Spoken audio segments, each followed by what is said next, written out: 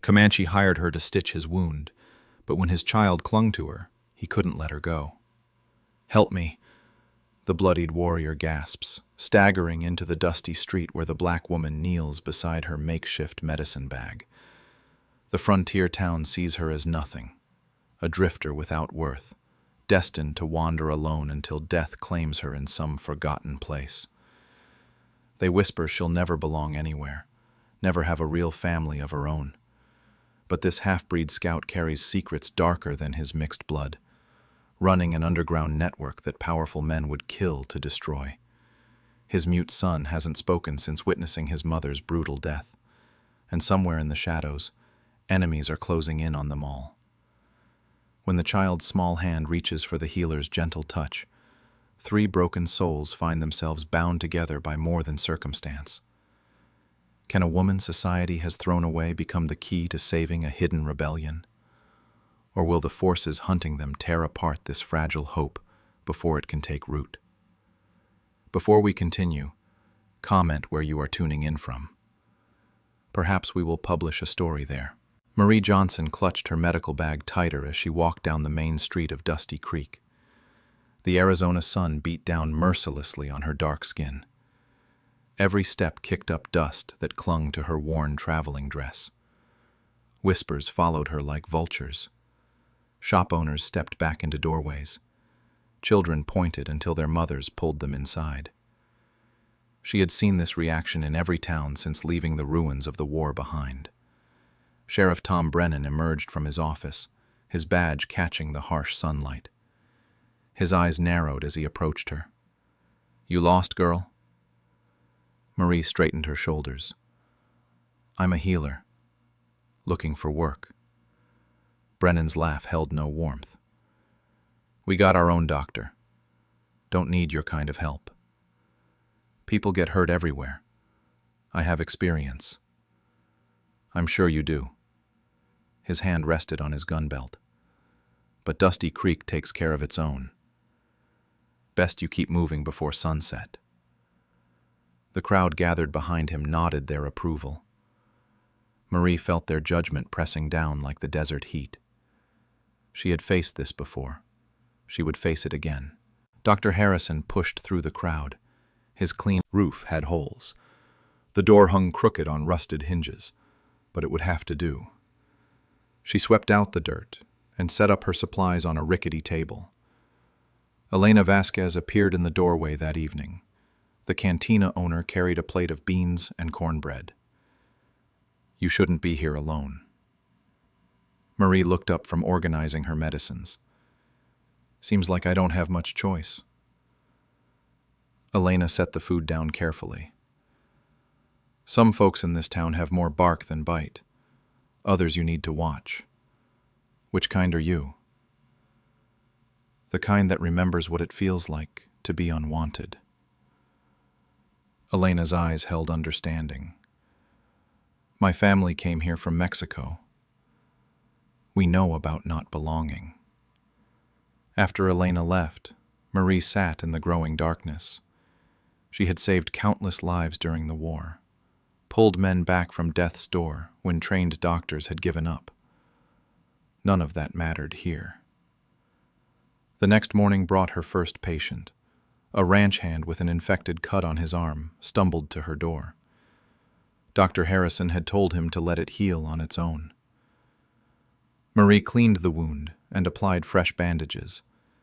The man paid her with a handful of coins and left quickly, glancing around to make sure no one saw him. Word spread quietly. A woman with a difficult pregnancy. A child with fever. People who couldn't afford Dr. Harrison's fees or were too proud to beg for his charity. They came after dark, paid what they could, and left grateful. 3 days later, everything changed. The commotion started near the saloon. Shouts and the sound of something heavy hitting the ground drew Marie from her shack. A crowd gathered in the street, forming a wide circle around a fallen figure. Grey Wolf lay in the dust, blood seeping through his buckskin shirt. A knife wound stretched across his ribs. His breathing came in short, painful gasps. Dr. Harrison knelt beside him briefly, then stood and brushed off his knees. "Nothing I can do. Lost too much blood already." "You ain't even trying," someone called out. Harrison's face hardened. "I don't waste my time on savages. Let the buzzards have." Toward her shack. Inside, she cut away his bloody shirt. The knife had sliced deep but missed vital organs. She cleaned the wound with practiced efficiency, her battlefield training taking over. Grey Wolf watched her work. When she began stitching, he didn't flinch. "You know medicine," he said quietly. "Some. More than some." His voice carried the accent of education, not the broken English she had expected. "Where did you learn?" "War taught me plenty about putting people back together." Grey Wolf was quiet while she finished the stitches. When she began bandaging his ribs, he spoke again. "I need you to come with me." Marie's hands stilled. "Where?" "My camp, to make sure this heals properly." He paused. "I have a son there. He needs care too." Marie helped Grey Wolf onto his horse at dawn. The ride through the desert took them far from any marked trail. He guided them between towering red rocks and through narrow passages she never would have found alone. The hidden canyon opened like a secret world. Water trickled from natural springs. Cottonwood trees provided shade. But what caught Marie's attention were the supplies. Medical equipment far beyond what any single scout would need. Boxes of bandages and medicines. Maps marked with routes and safe houses. Documents written in multiple languages. This was no ordinary camp. "You're not just a scout," Marie said. Grey Wolf slid carefully from his horse. "No, I'm not." A small figure emerged from behind the trees. The boy moved like a shadow, silent and watchful. He had his father's dark eyes, but something haunted lived in them. "This is Silent Bird," Grey Wolf said softly. "My son." The child stared at Marie with curious but wary eyes. He looked healthy enough physically, but something about his stillness troubled her medical instincts. "When did he last speak?" Marie asked. Grey Wolf's face darkened. 2 years ago. He watched bounty hunters kill his mother. Hasn't said a word since. Marie knelt. Bird watched every movement from the shelter entrance. "How many people do you help?" Marie asked. "Depends on the season. Sometimes dozens in a month. Sometimes we hide families for weeks until it's safe to move." Marie looked around the well-organized camp. "You need medical care for that many people." "Exactly why I need you to stay." Over the following days, Marie learned the full scope of Grey Wolf's operation. He had contacts throughout the territory, safe houses in major towns, allies who provided supplies and information. It was a network built on trust and desperation.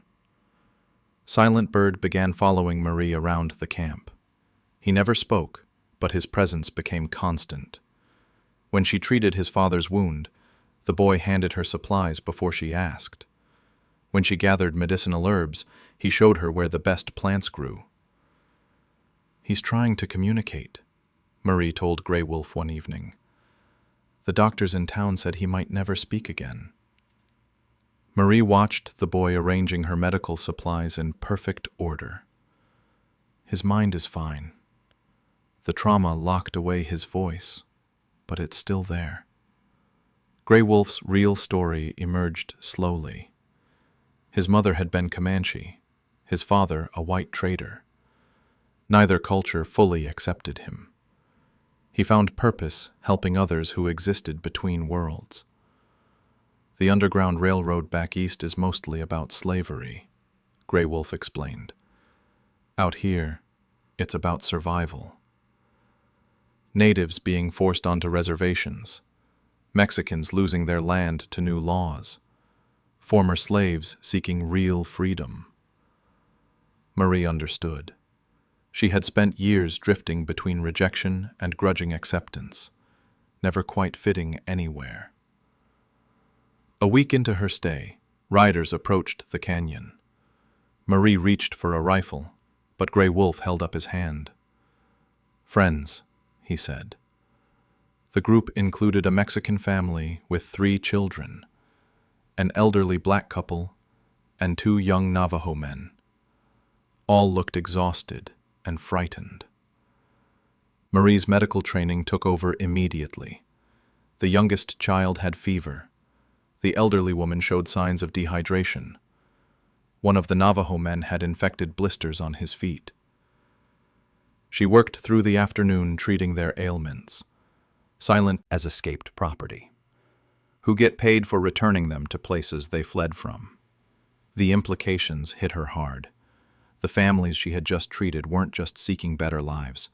They were running from people who would drag them back to slavery, displacement, or worse. "How long have you been doing this?" Marie asked. 5 years, since Silent Bird's mother died. Grey Wolf's voice carried old pain. She believed everyone deserved freedom. "I continue her work." Marie looked at the sleeping boy. Silent Bird had curled up near her bedroll instead of his father's. In sleep, he looked younger than his 8 years. "The people hunting you," Marie said quietly. "They're getting closer." "Yes, which is why I need to know." Grey Wolf met her eyes directly. "Will you stay and help us? Really help us?" Marie thought of the families she had treated, the children who needed medicine, the elderly who required ongoing care, Silent Bird who trusted her enough to sleep nearby. She thought of the empty shack in Dusty Creek, the hostile stares, the assumption that she would wander alone until death claimed her. "Yes," she said, "I'll stay." Marie's days in the canyon settled into a rhythm of healing and hope. More refugees arrived weekly, a Cherokee woman with twin babies, former slaves from Louisiana carrying freedom papers, Mexican ranchers whose land had been stolen by corrupt officials. Each group brought new medical challenges. Marie treated infected wounds from dangerous border crossings, malnourished children who hadn't eaten properly in weeks, elderly travelers whose bodies couldn't handle the harsh desert journey. Silent Bird became her constant shadow. He anticipated her needs before she voiced them. When she reached for bandages, he already held them ready. When she needed clean water, he appeared with a fresh basin. The boy had created his own language of gestures and expressions. A pointed finger meant someone needed attention. Raised eyebrows asked if she needed help. A gentle touch on her arm warned of approaching strangers. "He's brilliant," Marie told Grey Wolf one evening. "His mind works faster than most adults." Grey Wolf watched his son carefully organizing medical supplies by size and type. His mother always said he saw things others missed. Routes. How do you coordinate with contacts in different areas? Elena helps in Dusty Creek. She hears everything that happens at the cantina. Traders and travelers tell her things they wouldn't tell anyone else. The mention of Elena reminded Marie of the world beyond the canyon. She had been gone 3 weeks. People in town probably assumed she had moved on like so many other drifters. But this hidden place felt more like home than anywhere since the war ended. She woke each morning with purpose, went to sleep each night knowing her skills had saved lives. Silent Bird had begun showing small signs of healing. He smiled more often. Sometimes Marie caught him humming quietly while he worked.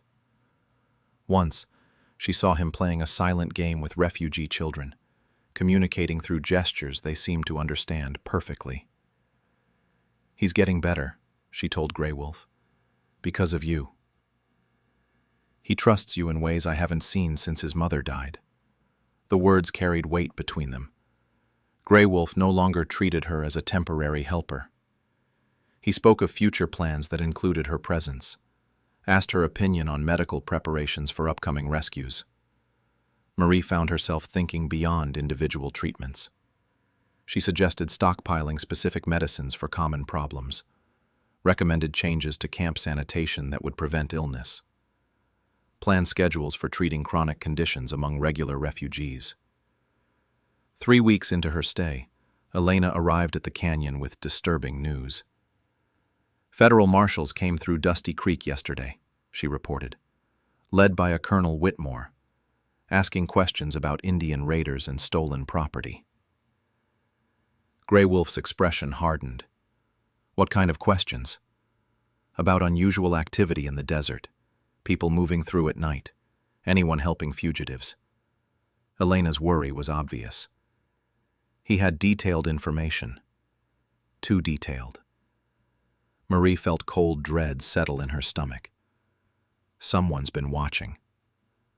"Or talking," Grey Wolf said grimly. Elena nodded. "Whitmore knew things only locals would know.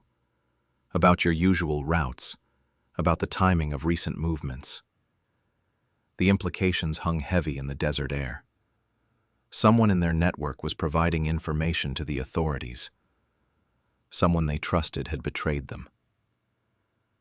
Whitmore wasn't hunting raiders. He was hunting Grey Wolf and his network. "We need to evacuate everyone," she said immediately. "Where? This is the safest place for hundreds of miles." "Not anymore." Elena's voice carried urgency. "Whitmore has 20 men with him. They're equipped for a long search." Silent Bird appeared beside them, drawn by the tension in their voices. He looked between the adults with worried eyes, sensing danger without understanding its source. Grey Wolf knelt beside his son. "We might need to leave this place for a while. Would you be all right with that?" The boy looked around the canyon that had been his home for 2 years. Then his eyes settled on Marie. He reached out and took her hand firmly. The message was clear.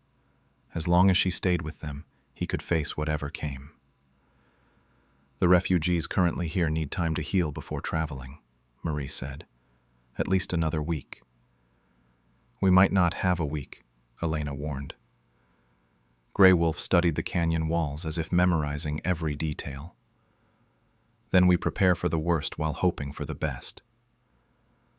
That night, as Marie treated a fever in one of the Mexican children, Silent Bird brought her something new. Not medical supplies or water, but a small carved wooden horse his father had made him. He pressed it into her hands and looked directly into her eyes.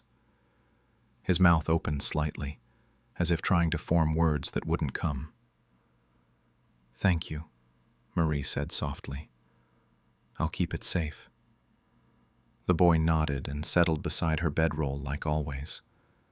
But this time, when she reached to smooth his hair, he leaned into her touch like a child seeking comfort from his mother.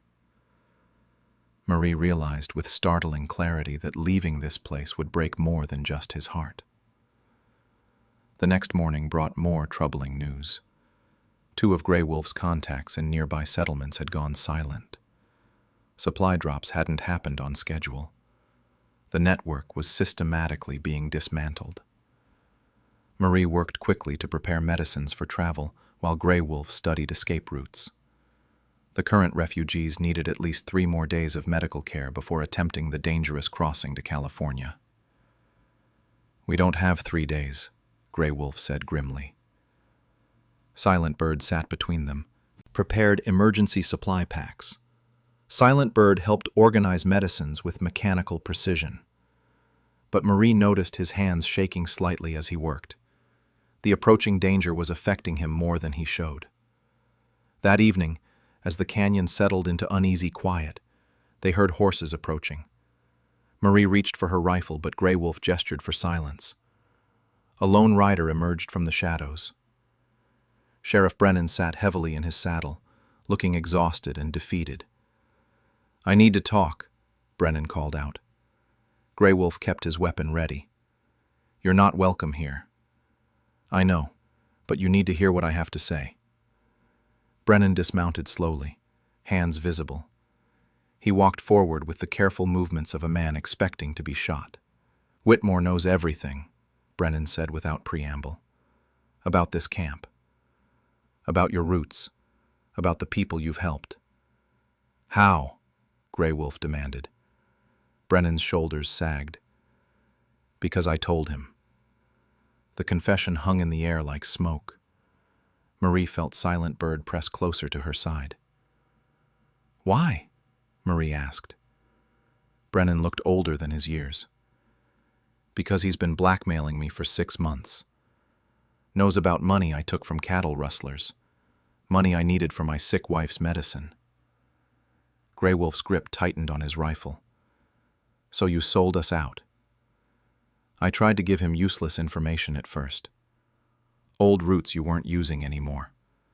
But he kept pushing for more. Brennan's voice cracked. "Said if I didn't cooperate, he'd see me hanged for corruption." Marie studied the sheriff's face. She saw genuine remorse there, mixed with desperate fear. "What does he really want?" she asked. "The bounties. Whitmore gets paid for every fugitive slave he returns, every Indian he captures for relocation." Brennan met her eyes. "He's not working for the government. He's working for himself." Grey Wolf lowered his rifle slightly. "Why tell us this now?" "Because I can't live with what I've done.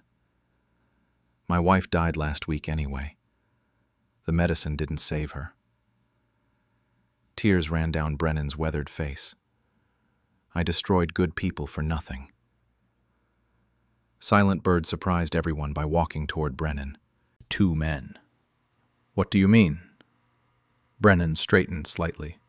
"I sent word to the territorial governor about Whitmore's illegal activities. Real federal marshals are coming to investigate." "When?" Grey Wolf asked. 2 days from now. We need to survive until then," Marie realized. "More than survive," Brennan said. "We need evidence of what Whitmore's really doing." Grey Wolf considered this. "You're suggesting we let him attack?" "I'm suggesting we be ready for him." Silent Bird returned to Marie's side, still clutching his wooden horse. She saw something different in his eyes. Not just fear, but determination. Marie made a decision that surprised everyone, including herself. "We stay and fight." Grey Wolf stared at her. "Marie, these people are refugees, not soldiers." "I know, but running means they'll never be safe. Whitmore will keep hunting."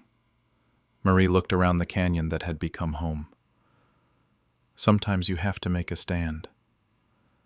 Brennan nodded slowly. "I'll help however I can." "Why should we trust you?" Grey Wolf asked.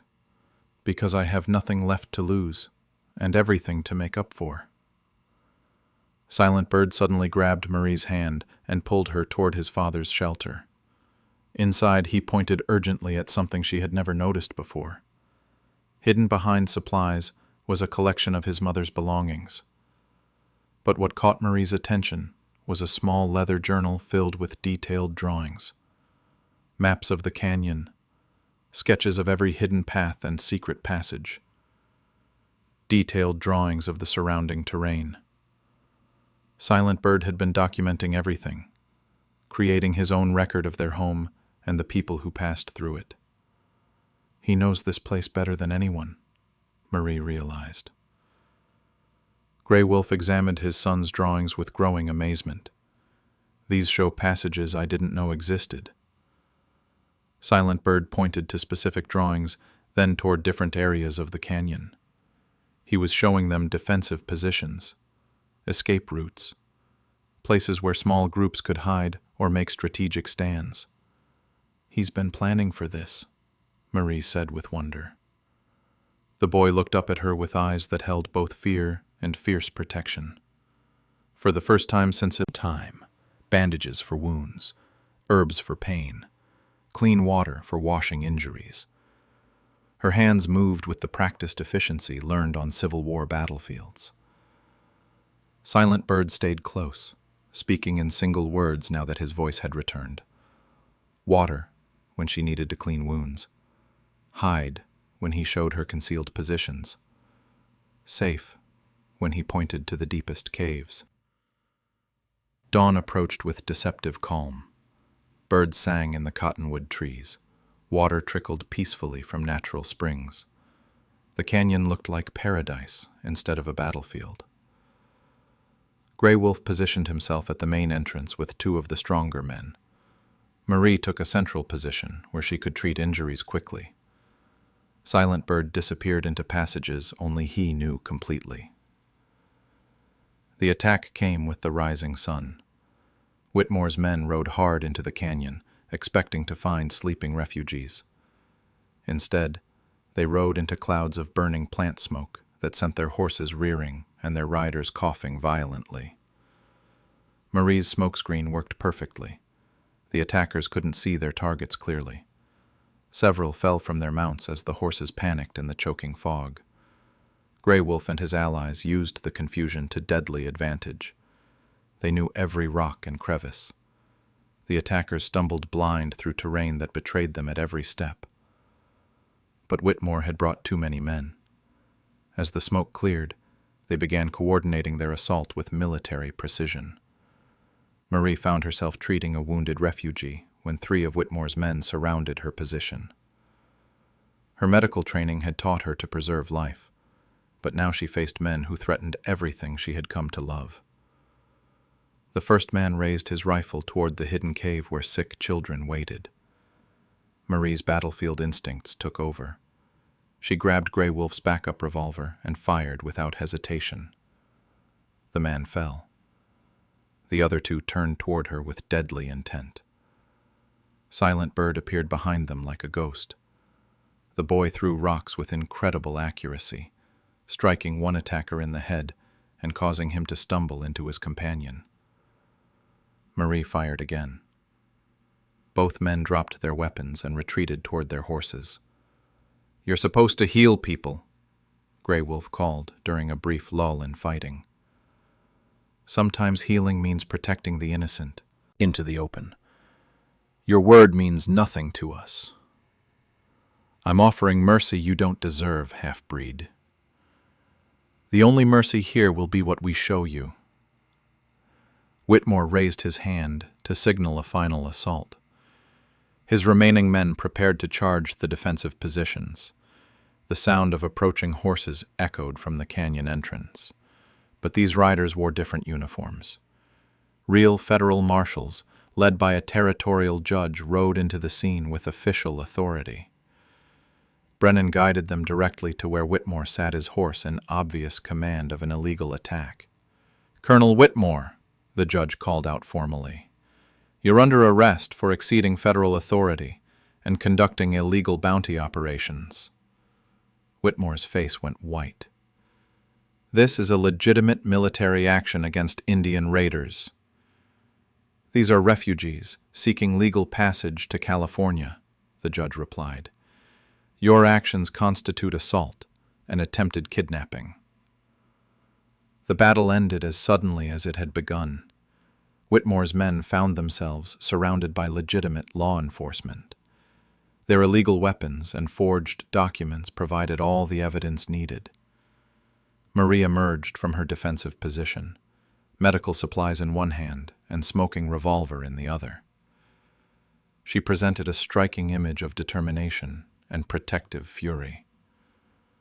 Silent Bird ran to her side, no longer hiding in shadows. "Ma," he said clearly, the word carrying months of trust and love. The simple declaration stopped everyone in the canyon. Grey Wolf stared at his son with amazement. The boy had not only found his voice again, but had chosen Marie as his family. Marie knelt beside Silent Bird, overwhelmed by the moment. "I'm here, sweetheart. We're all safe now." Whitmore was led away in chains, his illegal operation exposed and destroyed. His men faced charges ranging from assault to kidnapping. The evidence Brennan had gathered ensured lengthy prison sentences.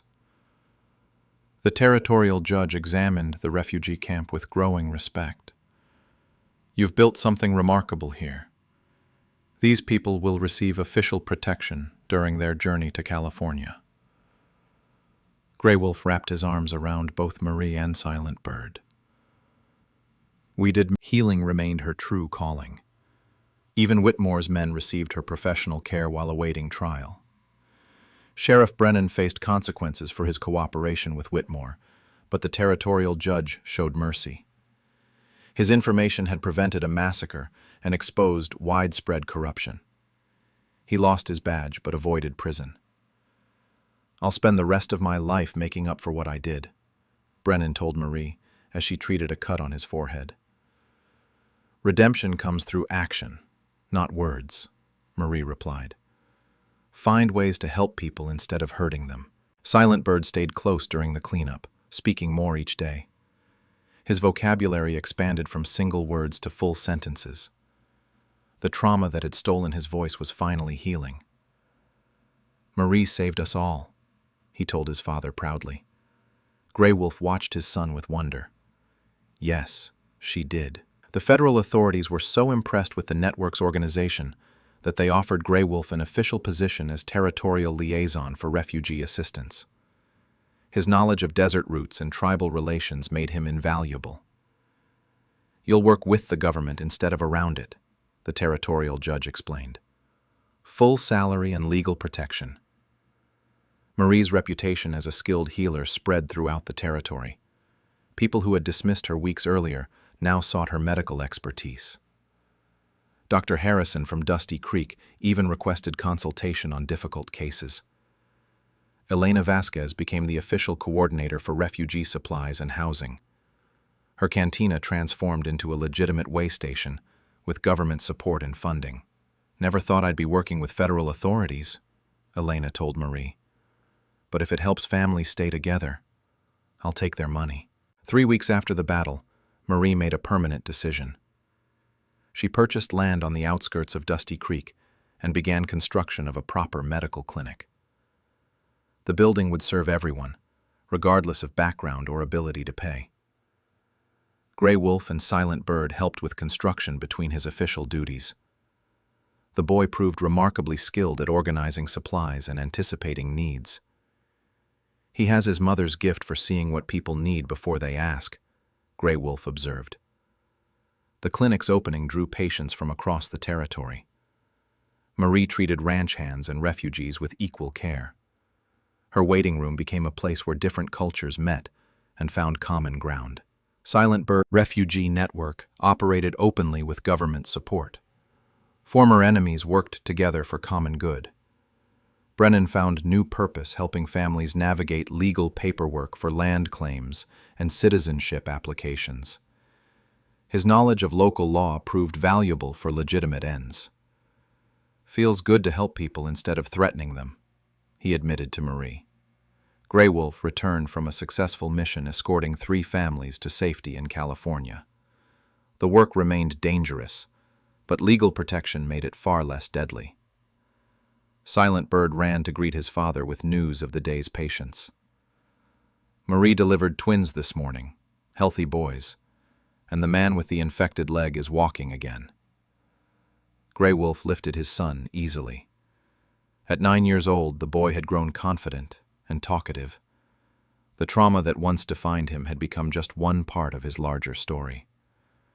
That evening, as the clinic closed for the day, the 3 of them shared dinner on their front porch.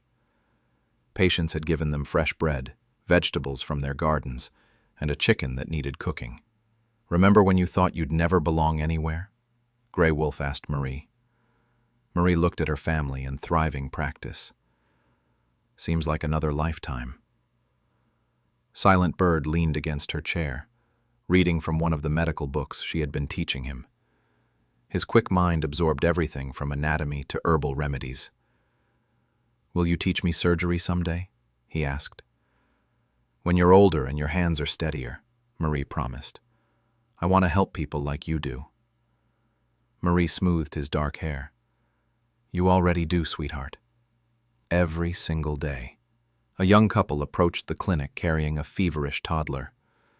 Marie immediately went to meet them, her medical instincts never resting. "Bring him inside," she called.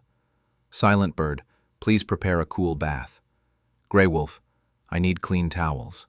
The family moved with practiced efficiency. Each member knew their role in the ongoing mission of healing and helping. As Marie examined the child, she reflected on the journey that had brought her here. A chance encounter with a wounded warrior had transformed into something far greater than she had ever imagined.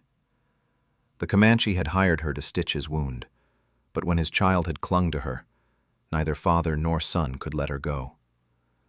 More importantly, they had helped that day. Grey Wolf stood in the doorway, watching his unconventional family with deep contentment. Tomorrow would bring new patients, new challenges, new opportunities to heal both bodies and hearts. But tonight, in their home filled with love and purpose, all the wounds that had brought them together were finally, completely healed.